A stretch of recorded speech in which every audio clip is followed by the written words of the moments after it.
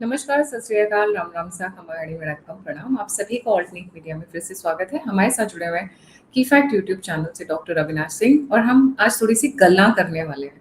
गल्ला हम पंजाब की करने वाले हैं, फिर हम आ जाएंगे हमारे जो अच्छे अच्छे खाते पीते जो बैठे हुए हैं जंतर मंतर पर, उनकी तरफ।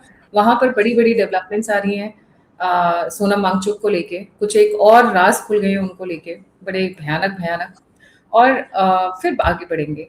अविनाश भाई, a very warm welcome on the show। नमस्कार आपको और सभी दर्शकों को। अविनाश भाई, देखिए पंजाब में तो लाठियां जी, चल रही हैं आज जी। देखिए आपको एक बात बताएं कि दूसरे के कंधे पर रख करके बंदूक चलाना बहुत आसान होता है ना। और नटवर लाल जहां हो वहां पर तो आप पूछिए मत। और नटवर लाल की जहां सरकार हो वहां तो आप कोई सवाल भी मत करिए। कोई दूसरी सरकार अगर इसी तरीके से पीटती, इसी तरीके से लाठीचार्ज करती, तो संजय सिंह प्रकट होता, टिकट ब्लैक किया। संजय सिंह कहता, क्या इस देश में लोकतंत्र खत्म हो चुका है? ये दो गुजराती मिलकर के देश को किधर ले जाना चाहते हैं, और ये बता नहीं पा रहा है कि इसका पियक्कड़ मुख्यमंत्री क्या कर रहा है। मैं नहीं कह रहा हूं ना, पूरा पंजाब जानता है पियक्कड़ मुख्यमंत्री कौन है। ठीक है, ठीक है, शराब पीना व्यक्तिगत चॉइस हो सकती है, सरकार को राजस्व भी मिलता है, और जब सरकार अपनी हो तो खुल के पियो, राजस्व भी जाएगा और मजा भी आएगा, एंटरटेनमेंट भी होगा। किसी ने इस देश में इस व्यवस्था पर सवाल उठाया कि भाई ये हो क्या रहा है, क्यों मारा जा रहा है इनको? मतलब सब सवाल मोदी से, सरकार किसी की सवाल मोदी से। पूछो ना मोदी से सवाल, मोदी से सवाल पूछो, सरकार हिला दो, 29 में बदल दो, किसको फर्क पड़ता है? जनता चाहेगी बदल देगी। लेकिन भाई एक बात बताओ कि आंसू गैस, पानी की बौछार और लाठी, ये तीनों खा रहे हैं पंजाब में लोग। क्यों खा रहे हैं? मांग कर रहे हैं ना। सोनम वांगचुक के यहां तो तुम्हारा पूरा खानदान बैठ करके आंसू बहा रहा है। सोनम वांगचुक की बात सुननी चाहिए, सोनम वांगचुक की, जबकि नीट का पेपर दोबारा हो गया, कल रात नीट का रिजल्ट आ गया। केजरीवाल कह रहा है सोनम वांगचुक को देश का शिक्षा मंत्री बना देना चाहिए। तू एक काम कर, पहले पंजाब का शिक्षा मंत्री बना दे सोनम वांगचुक को। बड़ी सिंपल सी बात है ना। देखो, देश का तो शिक्षा मंत्री मोदी नहीं बनाएंगे, क्योंकि मोदी सोनम वांगचुक के खिलाफ है, स्टूडेंट के खिलाफ है, इस देश के खिलाफ है, नहीं बनाएंगे। तुझे बहुत चिंता है भाई, तू बना दे पंजाब को। अच्छा चलो, कांग्रेस बना दे, कांग्रेस के पास तो बहुत सारे राज्य हैं, कांग्रेस बहुत प्रगतिशील सोच की है। नासा में 45.5 साल काम करके राहुल गांधी आए हैं, कैम्ब्रिज की डायरेक्टर रही है सोनिया गांधी। तुम लोग कर लो, बाकी तो इधर सब जो राष्ट्रभक्त हैं वो सब तो जाहिल गंवार आदमी है, उनको तो कुछ आता ही नहीं है। तो जिनको आता है उनको कर दें। ये सोनम वांगचुक वही है जो अपने इंस्टीट्यूट से डिग्री बांटता है, लेकिन एफिलेशन नहीं लेता किसी सरकारी संस्था से। अब बता यार, सोनम वांगचुक साइंटिस्ट है, कहां साइंटिस्ट है सोनम वांगचुक भाई? कौन सी संस्था में है? कौन सी संस्था का है? कौन सा पेटेंट इसके नाम है? हाँ, सोनम वांगचुक इंजीनियर आदमी है, इसका बाप भी आंदोलन करता था, कांग्रेस का नेता था, यह भी आंदोलन करता है, दोनों आंदोलन करते थे। तब इंदिरा गांधी जाकर के पानी पिला करके इसके पिताजी का आंदोलन खत्म करती थी। मोदी ये वाला काम नहीं कर रहा। इंजीनियर है सोनम वांगचुक, एनआईटी श्रीनगर से पढ़ा हुआ है। ठीक, आज तो आमिर खान ने भी कह दिया कि फुनसुक वांगड़ू वाला कैरेक्टर जो है वो सोनम वांगचुक से प्रेरित नहीं है, और उसकी पहली लुगाई कह रही है कि मोदी सरकार बहुत गलत कर रही है। रॉय, रीना रॉय नाम है शायद। पहली दूसरी भूल जाती, दूसरी वाली झवराले बाल जो है, चश्मा लगाती है, उसकी बात कर रहा हूं मैं।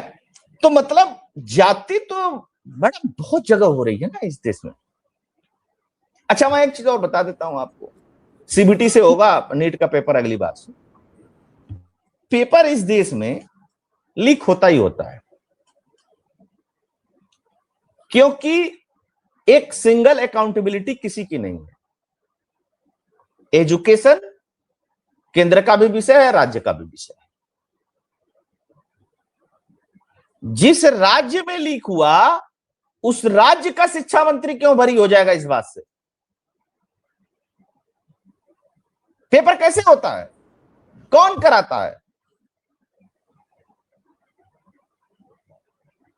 दोनों को अकाउंटेबल बनाओ। एक तो मुस्कुरा रहा है कि गुरु हम शिक्षा मंत्री हैं इस स्टेट के, लीक हो गया, देखो गाली तो धर्मेंद्र प्रधान सुन रहा है, अगली बार फिर लीक कर दो।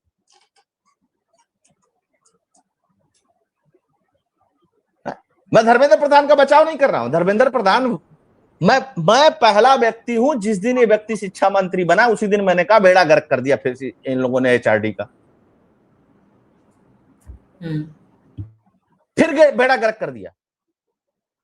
मैं धर्मेंद्र प्रधान का समर्थक नहीं हूं, लेकिन भाई एक ही व्यक्ति का इस्तीफा क्यों? जिन जिन राज्यों में हुआ है उन राज्यों के शिक्षा मंत्री का, उन राज्यों में जो जिस राज्य के जिस जिले में हुआ उस जिले के डीएम का क्यों नहीं इस्तीफा होना चाहिए?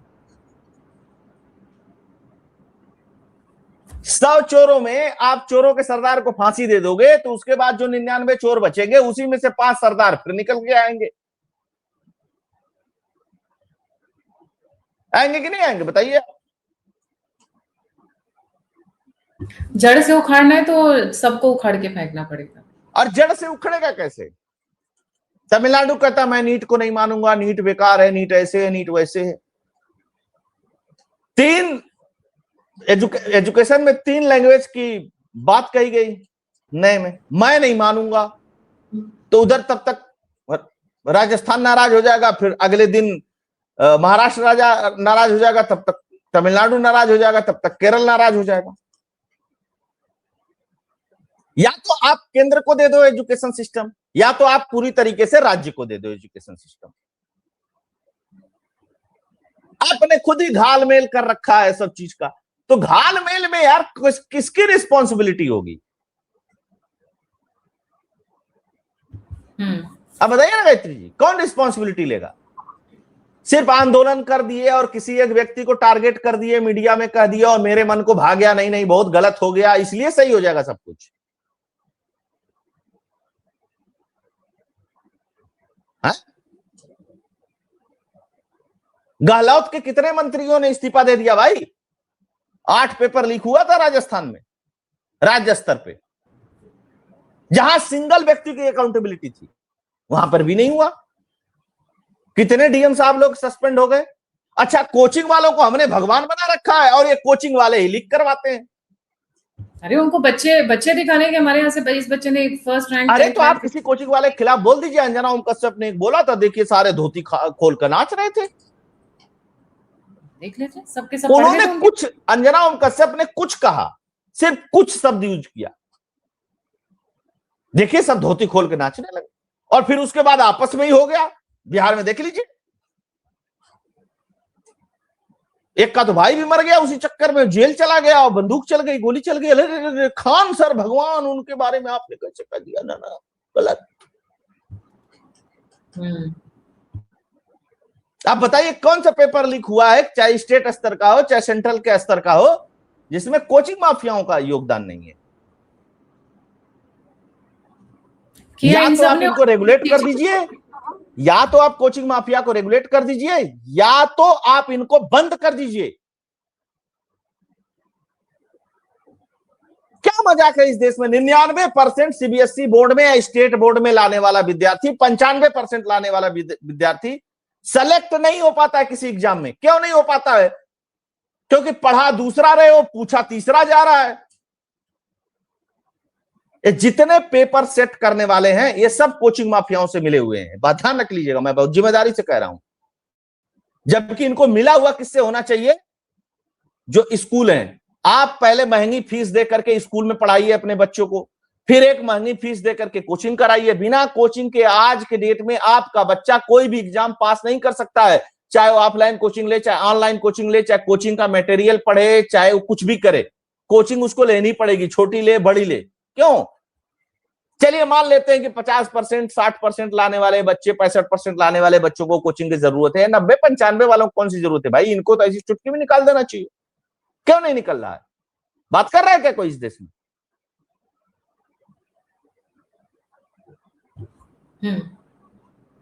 तो ये सब समस्याएं हैं मैडम। धर्मेंद्र प्रधान इस्तीफा दे दे, चाहे धर्मेंद्र प्रधान इस्तीफा नहीं दे, अगर उससे व्यवस्थाएं बदल रही है तो धर्मेंद्र प्रधान का इस्तीफा ले लो। हम लोग धर्मेंद्र प्रधान का इस्तीफा बहुत लंबे समय से मांग रहे हैं। नकारा आदमी है, इसका इस्तीफा ले ही लेना चाहिए। फुमसुड़ू बांगड़ू कोई नया काम थोड़े ना कर रहे हैं। है? पहले हुआ पॉलिटिकल लोग नहीं यूज करेंगे मंच, अब सब नेता पहुंच गए वहां पहुंच करके क्या हो रहा है?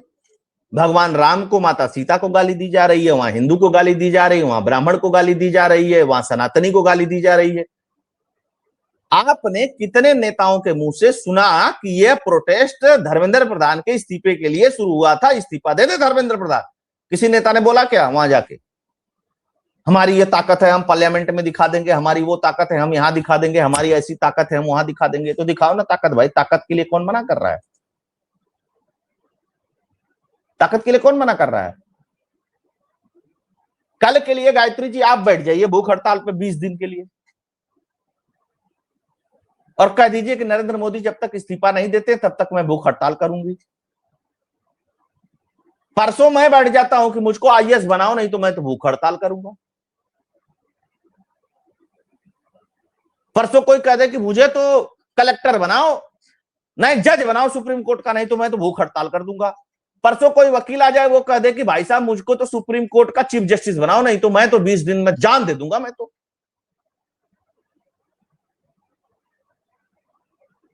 मुद्दे पे करो बात ना, मुद्दे पे बात हो रही है। ये मुद्दा पंजाब से भी कनेक्टेड है, क्योंकि जिन टीचर्स को, जिनको मारा जा रहा है, उनको 6-6 महीने से सैलरीज नहीं मिली है, जिनके ऊपर लाठी चार्ज किया जा रहा है, जो मैंने अभी वीडियो दिखाया। तो वहां का ध्यान रखने की बजाय ये यहाँ दिल्ली आकर ज्ञान बांट रहे हैं। देखिए वहां पे सेवाओं को नियमित करने के लिए 8 महीने से वेतन रोका गया है, उसको जारी करने के लिए प्रदर्शन चल रहा है। 3 बार धरना हो चुका है, 4 बार लाठीचार्ज हो चुका है।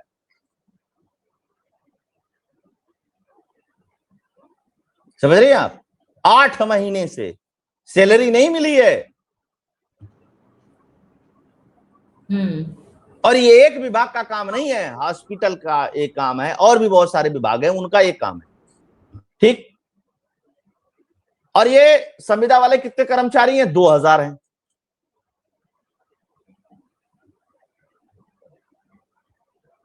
तो वहां तो मेडिकल, टीचर सब फिट रहे हैं। और उनकी मांग क्या है? वो किसी से इस्तीफा नहीं मांग रहे हैं, वो कोई ऐसी चीज नहीं कह रहे हैं जिसको करना बड़ा मुश्किल काम है। वो सिंपल सी चीज क्या कह रहे हैं? भैया हमारी सैलरी जो रुकी है वो दे दो, और हमको नियमित करोगे कि नहीं करोगे ये बता दो। दोनों बातें नहीं हो पा रही, क्योंकि इनको लगता है फुनसुक वांगड़ू प्रधानमंत्री बना देगा हमको देश का, वहां धरना दे करके। अच्छा हम देखें, एक तो पूरा लहर चल रही है आजकल, अरे भाई बांगचू साइंटिस्ट, कौन सा साइंटिस्ट, कहां का साइंटिस्ट भाई, किस तरीके का साइंटिस्ट?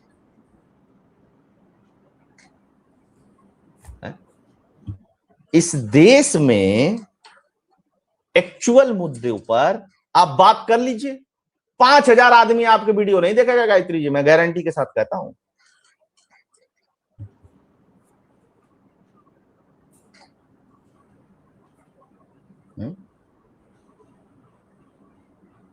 समस्याओं के समाधान की तरफ आप सुझाव देकर के देख लीजिए,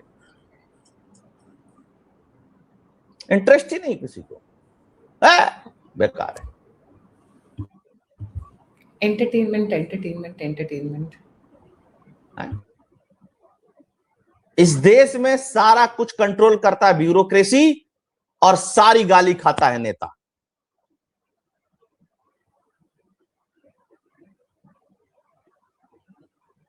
है?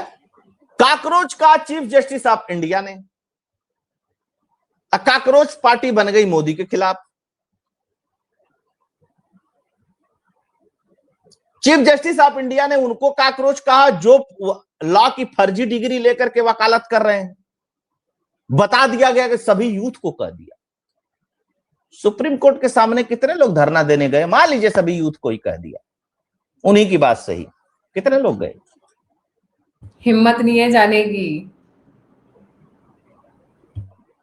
एक आया कह रहा हम काकरोच हैं, आई एम काकरोच, मोदी के खिलाफ काकरोच हैं। अरे भाई, तुम्हारे पिताजी ने कहा था, चीफ जस्टिस साहब ने, उनसे जाकर बाजो ना भाई। मतलब चीफ जस्टिस कहेगा कुछ तो उसकी भी रिस्पॉन्सिबिलिटी मोदी की। बट अविनाश भाई, आप खुद सोचिए ना कि आप क्या कर रहे हैं। हर चीज का ठीकरा मोदी के सर पे फोड़ा जा रहा है। जुडिशरी कुछ करे तो भी, स्टेट गवर्नमेंट्स कुछ करे तो भी, ब्यूरोक्रेसी करे तो भी, फॉरेन में कुछ हो तो भी, ट्रम्प कुछ करे तो भी मोदी। कहानी ये हो चुकी है आज के डेट में। सब कुछ अब ईरान में और अमेरिका में समझौता हो रहा, पाकिस्तान उसमें दूध की मक्खी की तरह है, कभी उसको सब निकाल के फेंक देते हैं, कभी कहते हैं हाँ बैठ जा। मोदी क्या कर रहे हैं? मोदी को समझौता कराना चाहिए। अरे दो बकलोलों के बीच में मोदी क्या समझौता कराए? रोज तोड़ देते हैं, रोज सब बम मार लेते हैं आपस में।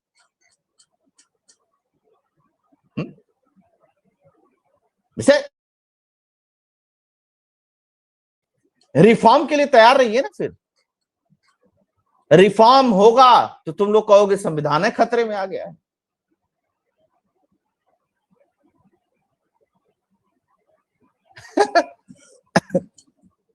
लेकिन क्या ये मुद्दा आम पब्लिक कनेक्ट करती है? नहीं करती है गायत्री जी। और यही कारण है कि चुनाव में ये लोग जाते हैं तो हारते हैं बुरी तरीके से। क्योंकि जब चुनाव में जाओगे तो जो लोग प्रभावित होते हैं उनका भी ये एक वोट है, और ये जो आंदोलन कर रहे हैं इनका भी एक वोट है। डेमोक्रेसी में आंदोलन बहुत अच्छी चीज होती है, आंदोलन होते रहने चाहिए, सरकारों को जवाबदेह बनाया जाना चाहिए, इससे किसी को इनकार नहीं है। लेकिन बताओ, वहां कुणाल कामरा आकर के भगवान राम माता सीता को अपमानित करते हुए बातें कहता है, और वहां ये सीजेपी का अभिजीत दीपके ताली बजाता है। क्यों भाई? तुमने रोका क्यों नहीं? कहा नहीं भाई, यहां शिक्षा की बात होगी, या कोई धार्मिक बात नहीं होगी, किसी के खिलाफ बात नहीं होगी। आपने एक चीज नोटिस की है, बहुत अच्छी हुई है, ये जो कॉकरोच आंदोलन हो रहा है, सीजेपी जो हो रहा है, इससे पता है कि जो छट के कॉकरोच है ना, वो बाहर निकल कर आ गए।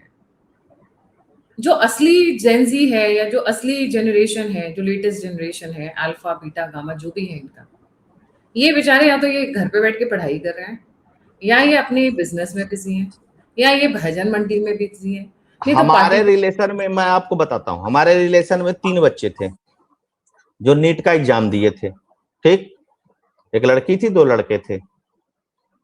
पिछले बार उनकी रैंक थोड़ी कम आई थी, इस बार उनकी बढ़िया आ गई है, मौका मिल गया। तीनों की अच्छी आ गई है रैंक, दोबारा रिवाइज करने का मौका मिल गया उन्हें, टाइम ज्यादा मिल गया। बहुत बच्चों की खराब भी आई होगी, मैं ये नहीं कह रहा हूँ। मैं एक सिंपल सी आपको एक उदाहरण दे रहा हूँ, क्योंकि मैं 3 बच्चों को तो पर्सनली जानता हूँ, उनकी कैपेसिटी को भी जानता हूँ, और दोनों भी बार में मेरी बात हुई है उन तीनों बच्चों से। जब पेपर लीक और सस्पेंड हुआ था तब भी, जब पेपर दे के आए थे तब भी, तैयारी के समय भी, और आज भी बात हुई है। वो अपने आप काउंसलिंग के चक्कर में है, वो चक्कर में है कि वो फोन कर रहे हैं कि भैया ये बताइए कि ये इसी रैंक पे ये चीजें हैं, तो ऐसे अनरिजर्व कैटेगरी में कहां कहां मिलेगा, कौन कौन सा कॉलेज हो सकता है, मेडिकल कॉलेज। तो मैं उनको 10-15 मेडिकल कॉलेजेस के नाम बताया कि इस रैंक पे ये गवर्नमेंट के मेडिकल कॉलेज मिलने की प्रोबेबिलिटी तुम लोगों की सबसे ज्यादा है। वो बच्चे उधर लगे हुए हैं। राहुल गांधी कह रहे हैं गूंज, 1 महीने से राहुल गांधी गायब थे, आज देहरादून में कह रहे गूंज आंदोलन करेंगे। अरे भैया, नीट वालों का पेपर आ गया, वो गए काउंसलिंग के चक्कर में पड़े हुए हैं, तुम जबरदस्ती गूंज करेंगे, पूंज करेंगे, क्या मतलब है? आपको मिल भी जाएंगे 1000-2000 बच्चे, क्योंकि 22 लाख 23 लाख उन्हें पेपर दिया, 11 लाख ही क्वालिफाई हुए हैं, 1 ही लाख सीट है एमबीबीएस की, 1 लाख समथिंग, 5000। उसके बाद सब BUMS इधर उधर, इंटल डेंटल उधर उधर जाएंगे। तो बाकी तो छटेंगे ही छटेंगे, तो उसमें से मिल जाएंगे आपको 1000-2000, आप वहां भड़ास निकाल लेना। फिर क्या हो जाएगा उससे? उससे क्या हो जाएगा? आपको सरकार पे दबाव बनाना चाहिए कि शिक्षा नीति 2020 क्यों नहीं इंप्लीमेंट हो रही है, और सारे राज्यों के 28 राज्यों के शिक्षा मंत्रियों से पूछना चाहिए। इस बात के लिए इस देश में आंदोलन होना चाहिए कि भाई साहब ये पूरी तरीके से शिक्षा नीति 2020 इस देश में लागू क्यों नहीं हो रही है, यह बताइए। आपको इस बात पे आंदोलन करना चाहिए कि स्टूडेंट और टीचर रेशियो कब यूनिवर्सिटीज में अच्छा होगा। आपको इस बात पूछिए ना, मैं बताता हूं समस्या कहां है। स्टूडेंट टीचर रेशियो अच्छा होना चाहिए। आपको पूछना चाहिए ना एनसीईआरटी से, आपको पूछना चाहिए सीबीएसई से, आपको पूछना चाहिए शिक्षा मंत्री से कि आपने 3 भाषा का जो शिक्षा में लागू किया है कि 3 अनिवार्य भाषाएं पढ़नी होंगी आपको लैंग्वेजेस के रूप में, 2 देसी और 1 विदेशी, उसके लिए टीचरों का रेशियो इंटर कॉलेजेस में, जूनियर हाई स्कूल में क्या पर्याप्त है? आपने कितने पंजाबी के टीचर भर्ती किए, आपने कितने उड़िया के टीचर भर्ती किए, आपने कितने बंगाली के टीचर भर्ती किए, आपने कितने हिंदी के, मराठी के, गुजराती के टीचर भर्ती किए? पूछना चाहिए इस पर सवाल। सवाल नहीं है, ये अब्बा डब्बा जब्बा गोला। धर्मेंद्र प्रधान इस्तीफा दे दो, पेपर लीक हो गया, इस्तीफा दो। एक्चुअली रियल मुद्दे से देखो, इनके पास मुद्दा बड़ा अच्छा था, मैं तो ये मानती हूँ, पर जिस तरीके से उमर खालिद आ गया, जिस तरीके से पूरा लेफ्ट विंग आ गया, चाइना से मिलकर, एम्बेसी से मिलकर सीधे इनके यहाँ चाइनीज एम्बेसी में मीटिंग करके, गिफ्ट लेकर, लिफाफा पकड़ के सीधे वहां से यहाँ जंतर मंतर के प्रोटेस्ट पे आ गए, सारा हाईजैक कर लिया। This was a good moment actually, I believe ये एक अच्छा मोमेंट था शिक्षा मंत्रालय में चेंज करवाने का, अगर जेन्युइनली ये लोग करते। देखिए गायत्री जी, आपका मैं इस बात से थोड़ा सा डिसएग्री करता हूं। किसी के इस्तीफा देने से अगर चीजें सॉल्व होती तो इस देश में बहुत इस्तीफे हुए हैं। सरकार बदलने से तो हो ही नहीं रही है गुरु, तुम इस्तीफा दिलवा करके बदलना चाहते हो, गजब बात है। पूरी सरकार बदल जा रही है। अब तमिलनाडु में आया ना हीरो, हम देखते हैं 5 साल में क्या बदल जाता है तमिलनाडु में, हीरो बदल देगा एकदम। नहीं, पर एक चीज है भाई, उसने जो एजुकेशन में बंदा बैठाया है, इसरो का रिटायर्ड टॉप मोस्ट ब्यूरोक्रेट है, कहीं का रिटायर बैठा लो मैडम, आपके चैनल पे कह के जा रहा हूं, इसरो का नहीं चाहिए, डंडा वाला चाहिए, बिना स्वार्थ के डंडा बजा सके इनके ऊपर। शिक्षा मंत्री को प्रोफेसर ही नहीं करनी है, बात समझिए इसको। क्लासरूम में खड़ा होकर के पढ़ाना नहीं है। जितना पढ़ा लिखा व्यक्ति शिक्षा मंत्रालय में आएगा उतना ही घटिया काम होगा, सुन लीजिए। ये क्यों कह रहे हैं आप, ऐसा क्यों कह रहे हैं? उतना ही घटिया काम होता है, पूछे क्यों? क्यों? टीचर, प्रोफेसर जब आता है तो प्रोफेसर की मोहब्बत में रहता है, ओहो टीचर को सम्मान देना चाहिए, इनको कैसे अपमानित कर सकता है, जबकि ये लठ बजाने लायक हैं। इन पे लठ बजाने वाला चाहिए, एकदम ठेठ पॉलिटिशियन चाहिए जो इनको दौड़ा सके। देखिए यही चीज गलती है ना हमारे देश में। देखिए ना, कुछ टेक्निकल चीजें नहीं गायत्री, एक बात समझ लीजिएगा, मैं आपको बता रहा हूं, इस देश में पढ़ा लिखा मनमोहन सिंह से ज्यादा कोई पढ़ा लिखा प्रधानमंत्री नहीं हुआ, और सबसे ज्यादा अगर इस देश में इकोनॉमिकली वीक करके कोई गया तो मनमोहन सिंह थे। सबसे फेल्योर अगर हमारे देश का फाइनेंस मैनेज हुआ तो सबसे बेकार फाइनेंस जो मैनेज हुआ 2 दौर में मैनेज हुआ, जब 2 बड़े इकोनॉमिस्टों ने इस देश की व्यवस्था संभाली थी। एक समय जब हमारे देश का सोना गिरवी रखा गया, 90s का दौर था, और एक दौर वो था जब मनमोहन सिंह इस देश के प्रधानमंत्री थे। एग्री। 10,000 के नोट आने वाले थे। ये कैसे कह सकते? आरबीआई का गवर्नर पढ़ा लिखा होना चाहिए, फाइनेंस मिनिस्टर बहुत पढ़ा लिखा ना हो भाई। फाइनेंस मिनिस्टर को बेसिक ज्ञान हो और फाइनेंस मिनिस्टर को काम कराने आना चाहिए, जैसे इस देश में चलता है ना। क्रिकेटर बीसीसीआई का अध्यक्ष होना चाहिए, लेकिन वास्तव में बीसीसीआई का कायापलट किसने किया? जो क्रिकेटर नहीं था, जिसका नाम अमित शाह का लड़का है, उसने महिला क्रिकेट को जहां ला करके खड़ा कर दिया, महिलाओं को जो पैसा मिला, इंफ्रास्ट्रक्चर में जो उसने विकास किया वो किसी ने नहीं किया। इससे पहले तो क्रिकेटर ही थे ना, बहुत सारे क्रिकेटर इस देश में रहे हैं। एडमिनिस्ट्रेशन में भैया उस एक्सपीरियंस वाले आदमी की जरूरत ही नहीं है। तो ये नहीं बोल सकते पढ़ा लिखा हो या नहीं हो, मैं ये बोलूंगा कि स्किल्ड हो। बहुत बेकार और बहुत घटिया व्यवस्था रही है अब तक, जो लोग भी उस व्यवस्था से आए हैं, इस बात को समझिए आप। मैं आपको 50,000 एग्जाम्पल दे सकता हूं, पूछिए क्यों भाई। आप बहुत पढ़े लिखे हैं, इससे क्या मतलब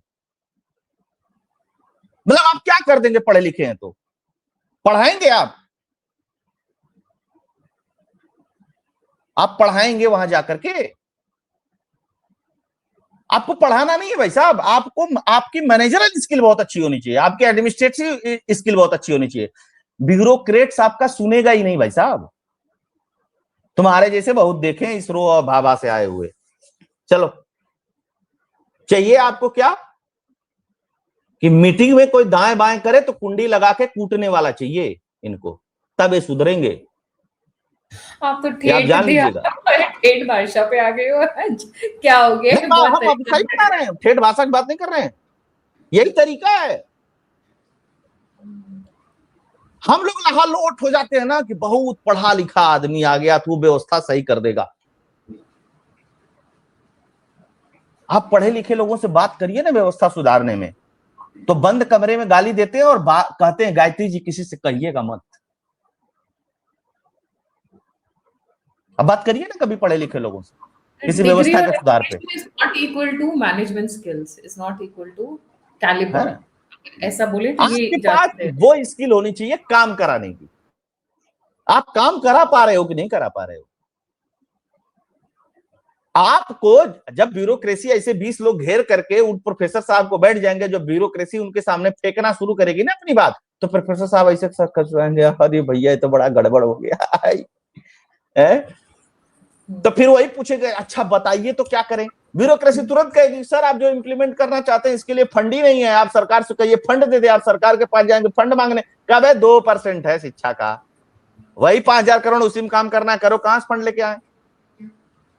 बस आपका जितना प्रोफेसर ही रहेगी सब नीचे गिर जाएगा। अरे भैया तो बड़ा दिक्कत है यार, टफ है। हाँ, पॉलिसी मेकिंग में करिए आप प्रोफेसर का यूज, पॉलिसी बनाने में, इंप्लीमेंटेशन के दौर में मत लाइए। वो अच्छा बहुत लगता है सुनने में गायत्री जी, जैसे वो अच्छा बहुत लगता है, अरे बहुत ग्रेट व्यक्ति आ गए। तो अविनाश भाई, अगर मैं वापस पॉलिटिक्स की तरह आऊं, तो आज की डेट में सबसे खराब एजुकेशन जो है वो मैं पंजाब की तरफ देखती हूँ, क्योंकि आधे से ज्यादा स्कूल्स, कॉलेजेस, यूनिवर्सिटीज ड्रग्स से लबालब है, और जो टीचर्स हैं वो बेचारे बैठे हुए प्रोटेस्ट में, जिनके ऊपर बोला है लाठीचार्ज। ये केजरीवाल यहाँ आए हुए हैं, इस प्रदेश का क्या होगा? क्योंकि मुझे पंजाब को लेके बहुत चिंता है। कुछ नहीं होगा, जो जैसे चल रहा वैसे चलता रहेगा। आपको क्या लगता है इस बार इलेक्शंस कौन जीतेगा पंजाब में? आपकी क्या मतलब क्या अभी करना सब बहुत कंफ्यूजन की स्थिति है पंजाब की। देखिए है?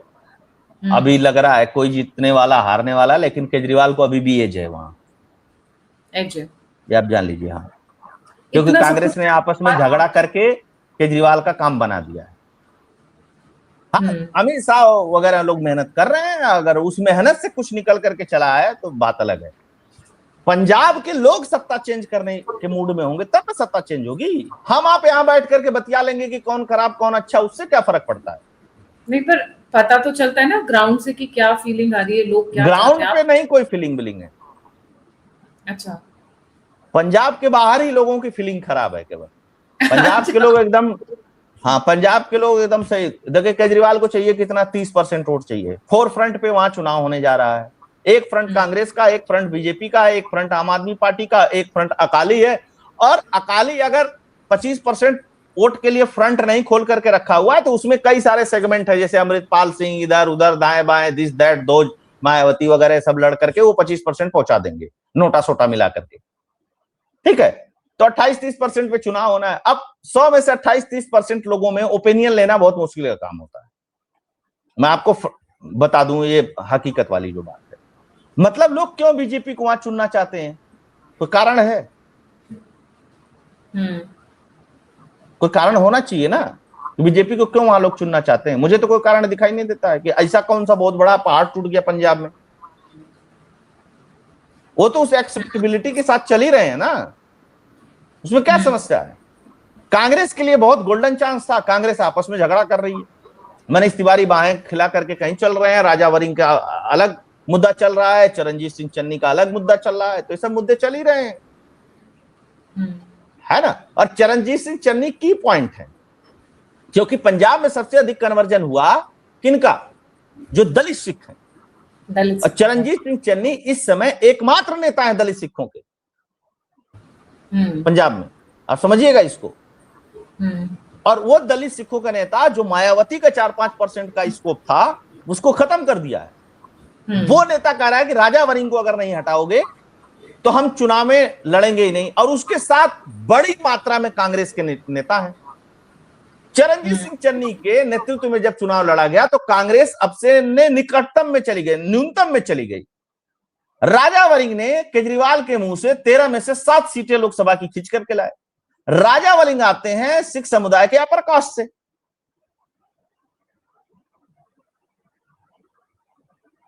मनीष तिवारी अलग नाराज है कि तुम लोग ये सब कमेटी बनाए तो हमको कोई बातें नहीं किए। चरणजीत सिंह चन्नी को कह दिया गया कि तुमको कमेटी का वो बना देते हैं, इलेक्शन कमेटी का चेयरमैन बना दिया। चरणजीत सिंह चन्नी कह रहा है कि अगर राजा वरिंग को नहीं हटा सकते तो कम से कम मुझे मुख्यमंत्री का उम्मीदवार घोषित कर दो। कोई नया काम नहीं, चरणजीत सिंह चन्नी पिछले 7-8 महीने से सब कह रहा है। जब उसने कांग्रेस की मीटिंग में कह दिया कि दलित नेताओं का कोई तो काम ही नहीं है, आप लोग दलित नेताओं को पूछते ही नहीं है। अब राहुल गांधी मीडिया में दलित कहते रहे, पिछड़ा पूछते रहे, मीडिया वाले से पूछते रहे बता तेरी जाति क्या, उससे क्या फर्क पड़ता है? ट्विटर पे सोशल मीडिया पे रीलबाजी हो जाएगी, कुछ लोग उसमें आकर कमेंट कर लेंगे, ये सब हो जाएगा, उससे कोई फर्क थोड़ी पड़ता है चुनाव में। गायत्री जी, बीजेपी तोड़ फोड़ जोड़ गठजोड़ कर रही है, उसमें कितना सक्सेस होती है वो देखने वाली बात होगी, है ना। बट ये लोग बड़े फेसेस और बड़े पॉपुलर फेसेस, देखिए पंजाब का चुनाव डेरों से संचालित होता है। 2 बात समझ लीजिएगा, पहले पंजाब को समझिए, ठीक है। पंजाब में 3 धड़े हैं वोट के। एक हिंदू व्यापारी माइग्रेट किया हुआ है, जो पाकिस्तान जब बना वहां से माइग्रेट किया हुआ हिंदू राज्यों से गया हुआ माइग्रेट करके लेबर वर्ग, जो हिंदुओं से भी जुड़ा हुआ है, सिखों से भी जुड़ा हुआ है, सबसे जुड़ा हुआ है। हालांकि मैं सिखों को भी हिंदू ही मानता हूं, लेकिन फिर भी पंजाब के संदर्भ में बात कर रहा हूं। एक तो ये वर्ग है, ठीक, जो बीजेपी के साथ आना तो चाहता है, लेकिन बहुत सारी मजबूरियों की वजह से जितना आना चाहता है उतना आ नहीं पाता है। एक पंजाब में वर्ग वो है जो सेपरेटिस्टों का है। उनकी मात्रा बेशक कम है, मैं नहीं कह रहा बहुत ज्यादा है, कम है उनकी मात्रा, लेकिन वो अलग अलग क्षेत्र में बहुत प्रभावी है। अदरवाइज अमृतपाल चुनाव जीत जाए ऐसा संभव नहीं, जो भिंडरेवाला के समर्थक हैं।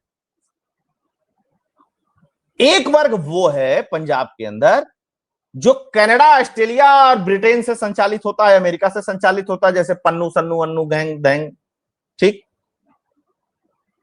ये बहुत प्रभावी है क्योंकि ये बड़ी मात्रा में फंडिंग करता है डेरों को, ठीक। और यहां पे केजरीवाल की पकड़ बहुत मजबूत है, आप समझिएगा।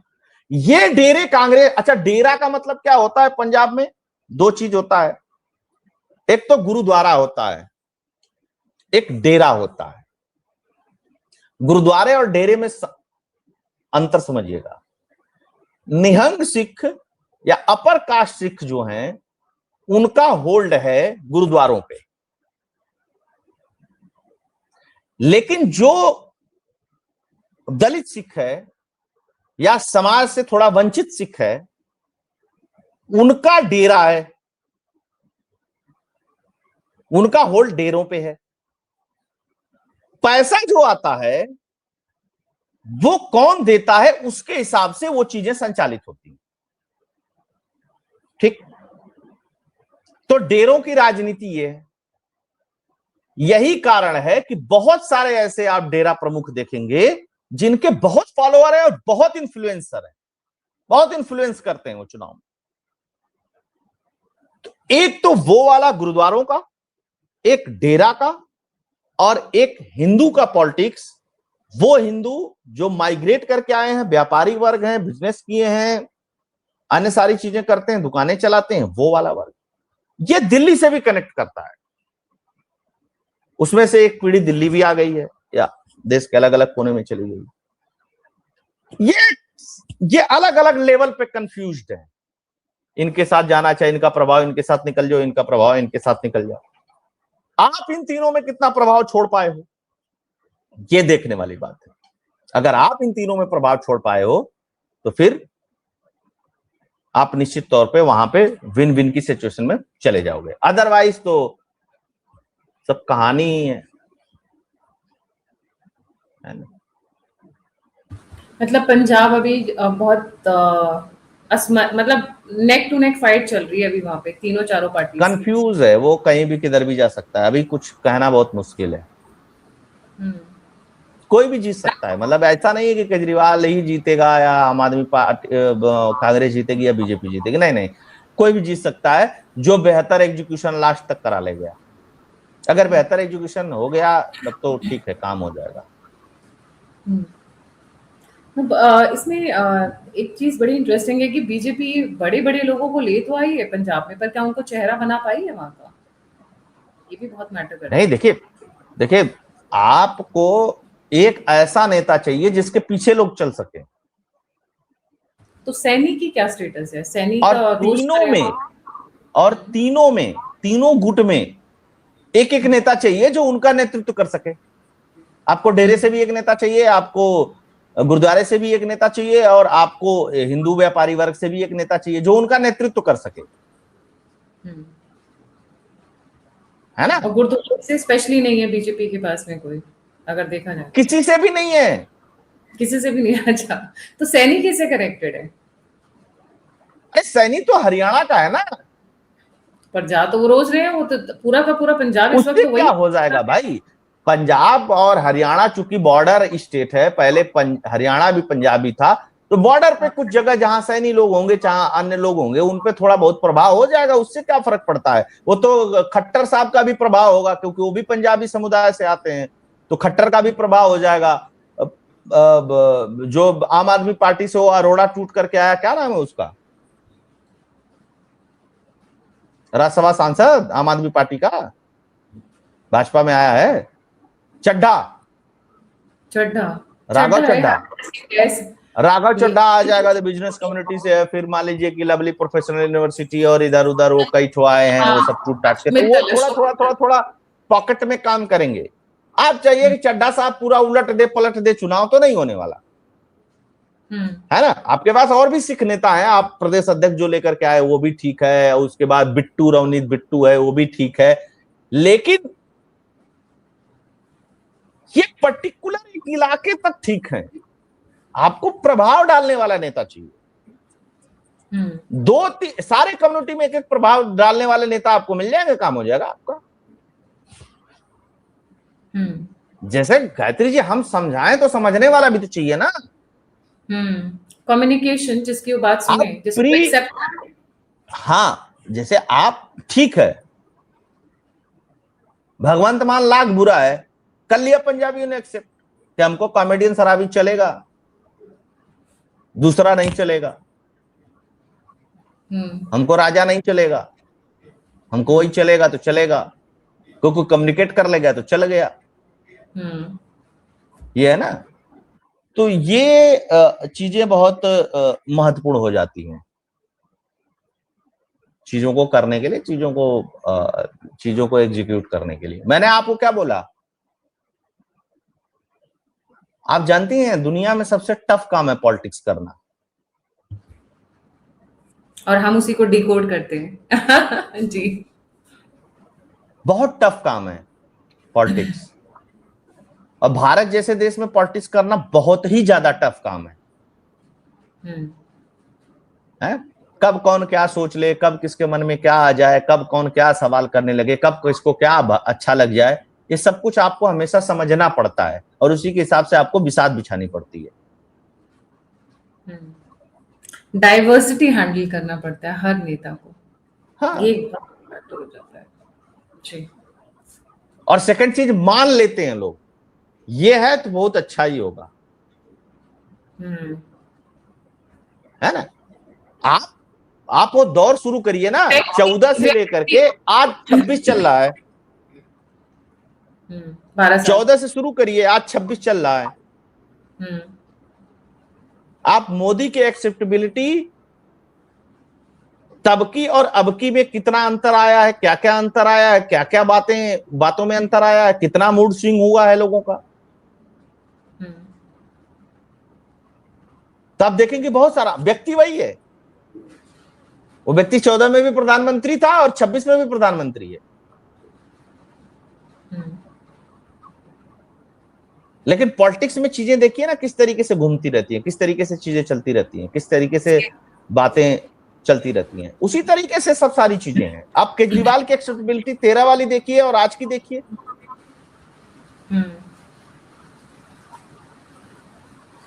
है ना, 13 में लगता था चीर देंगे फाड़ देंगे, मतलब इससे महान व्यक्ति आया ही नहीं, आया IITN है और फलाना है। आप ये बताइए ना, बहुत पढ़ा लिखा आदमी चुना था ना दिल्ली ने, बहुत पढ़ा लिखा आदमी दिल्ली ने चुना। वो पढ़ा लिखा आदमी इतना बड़ा पहाड़ का कूड़ा नहीं हटा पाया, और उसके यहाँ सब साइंटिस्ट काम करते थे कोई हाँ, और सबको 2-3 लाख रुपए सैलरी मिलती थी। मानेंगे ना इस बात को? हाँ, मैंने कितने शो किए हैं। कूड़े के पहाड़ हटा दिए। जितना, मैं नहीं कहता हूं कि कितना अच्छा काम किया है गुप्ता जी ने, बट दिल्ली के अंदर पहाड़ हट रहे हैं, ये तो दिख रहा है। लेकिन आप बताइए, कूड़े का पहाड़ केजरीवाल नहीं हटा पाया। उसके पास MCD चली गई थी, उसके पास वो मुख्यमंत्री था, 3 बार का मुख्यमंत्री था, IITN था। रेखा गुप्ता से तो ज्यादा ही पढ़ा लिखा था ना। अनडाउटली। क्या रेखा गुप्ता इतना भी काम कर पाया वो दिल्ली में? क्यों नहीं काम कर पाया? अरे भाई, JCB लेकर के रेखा गुप्ता को नहीं हटाना है पहाड़ कूड़े का।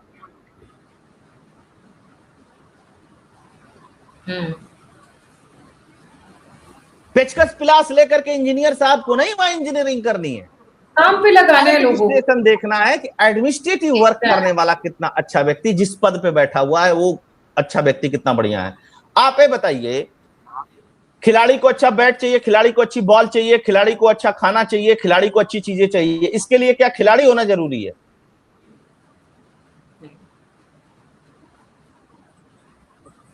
आप बताइए। बात तो सही कह रहे हैं। कमिंग टू तो फिर सचिन तेंदुलकर को बना दो ना BCCI का सब कुछ, उससे बड़ा तो कोई खिलाड़ी ही नहीं है। 5 दिन में बिखर जाएंगे सचिन तेंदुलकर साहब, कहेंगे मालिक गलती हो गई, मैं ना संभाल रहा है, मैं चल रहा। मैनेजमेंट अलग होता है और उसके नीचे जो, हाँ, यही मेरे कहने का मतलब है। फैसिलिटेटर अलग होता है, काम करने वाला अलग होता है। कम्युनिकेशन बहुत अच्छा दोनों के बीच में होना चाहिए, कोई भी व्यवस्था अच्छी हो जाएगी। Right, but let's see, Punjab को लेके मैं बहुत क्यूरियोसिटी बहुत है और बात करते रहेंगे। CGP का डायरेक्ट हमने क्यों पंजाब के ऊपर बात की, क्योंकि CGP का डायरेक्ट कनेक्शन पंजाब इलेक्शन से। कुछ नहीं होना है CGP UGP का। देखिए, आपको एक बार बता दूं, इस देश में आंदोलन कर करके कुछ नहीं हुआ है। अच्छा, करोड़ों का इस देश में आंदोलनों ने कोई व्यवस्था नहीं बदली है। इस देश में आंदोलनों ने कोई व्यवस्था नहीं बदली है। इस देश में आंदोलन बढ़ रहे हैं। एग्री। सोनम वांगचुक का करोड़ों का नुकसान हुआ है, क्योंकि उनकी जो कंपनी, उनकी जो ऑर्गेनाइजेशन है सेमकॉल, उस पर भी FCRA बड़ा भारी पड़ गया था।